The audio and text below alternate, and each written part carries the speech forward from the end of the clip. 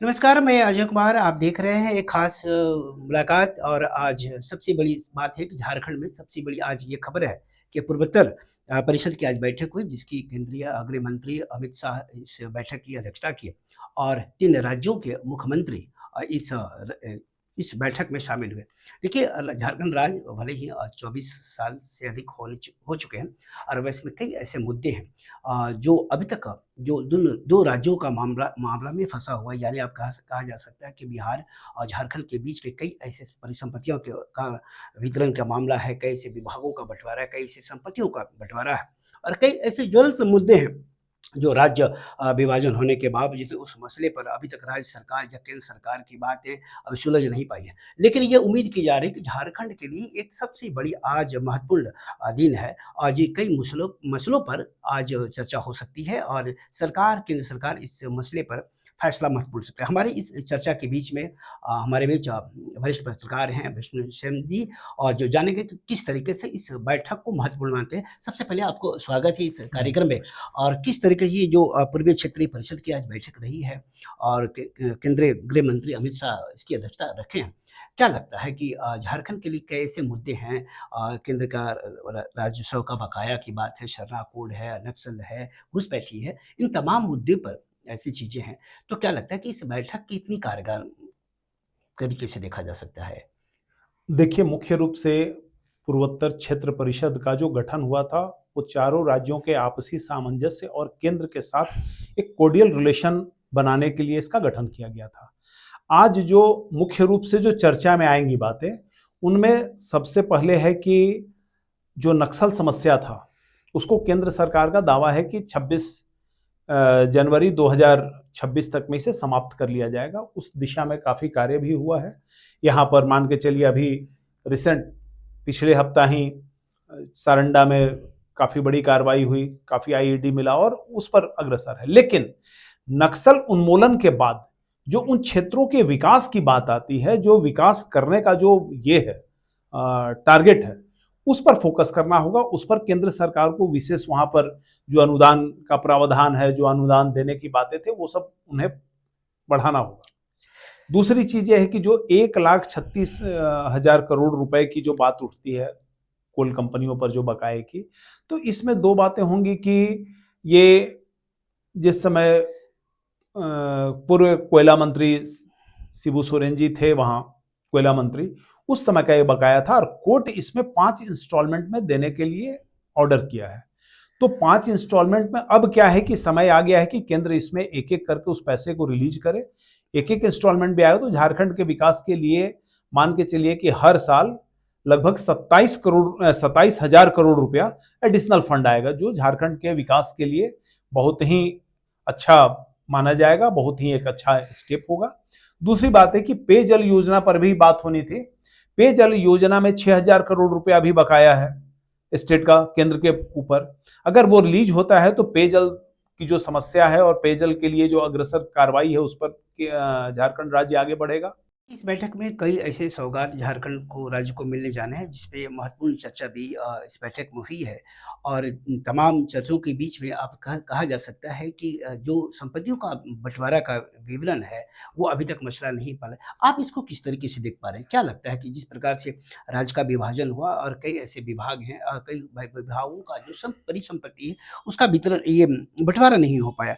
तो क्या लगता है कि ये इस बैठक के बाद जो है चीज़ें बदलेगी या फिर उसका मामला सॉल्व हो सकता है? देखिए, इस पर तो तत्काल कोई ना कोई कदम उठाना ही चाहिए। जैसे मुख्य रूप से 2 मुद्दा है अभी। एक बिहार स्टेट कंस्ट्रक्शन कॉर्पोरेशन का है, विभाजन का मामला। तो बिहार स्टेट कंस्ट्रक्शन कॉर्पोरेशन यहाँ पर जो गवर्नमेंट ऑफ बिहार थी उसकी एक पीएसयू थी, वो ठेका कंपनी थी वो, जिसमें कॉर्पोरेशन में नए-नए कॉन्ट्रैक्टर्स को और उस तरीके से वो अपने टर्म पे काम दिया जाता था और वो अपने जगह की चीज़ है। लेकिन झारखंड विभाजन के बाद बीएससीसी जितने जगह से फंड उठा चुका है, उसके पास जो सिक्योरिटी और अर्नेस्ट मनी का डिपॉजिट है, ये सब चीज़ें और साथ-साथ उसकी जो परिसंपत्तियाँ थी यहाँ झारखंड में, उसका बँटवारा तो हो ही जाना चाहिए, उसमें तो कोई भी भेद नहीं रहना चाहिए। दूसरा जो सबसे मुख्य विभाजन है आर्थिक मोर्चे पर, वो बिस्कोमान का है। बिस्कोमान एक बहुत बड़ी संस्था है झारखंड में कोऑपरेटिव के लिए, और देखिए दोनों राज्यों के विभाजन के अब 25 वर्ष होने जा रहे हैं।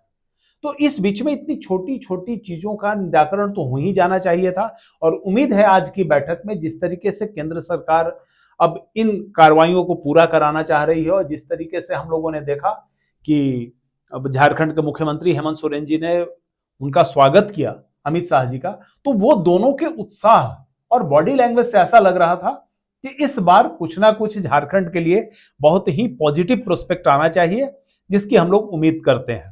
देखिए, एक बात और आपसे सवाल ये है कि लगातार आप कह सकते हैं कि विपक्ष जो है राज्य में बांग्लादेशी घुसपैठियों को लेकर के हमेशा आवाज़ उठाता रहा है और वैसे में सरना कोड भी धर्म का कोड को लेके भी लगा। क्या लगता है कि इस बैठक में इन तमाम जो गंभीर मुद्दे हैं इसका निवारण केंद्र सरकार इस पर विचार कर सकती है बांग्लादेशी घुसपैठियों को लेकर के, सरना कोड को लेकर के? देखिए, जो बांग्लादेशी घुसपैठ है, घुसपैठियों की जो समस्या है, ये सिर्फ ये 3 बंगाल, झारखंड और बिहार की ही समस्या नहीं है। ये धीरे-धीरे फैलते-फैलते मध्य भारत तक जा चुका है। लेकिन जो एंट्री पॉइंट है, वो ये 3 राज्य है और कुछ यूपी का पोर्शन है। तो इसलिए बहुत ही इसको संजीदगी से लेना पड़ेगा और सरना कोड भी जो है, वो इसी से संबंधित है। झारखंड राज्य की स्थापना ही हुई थी यहाँ के संस्कृति, यहाँ के इन थातियों को बचाने के लिए।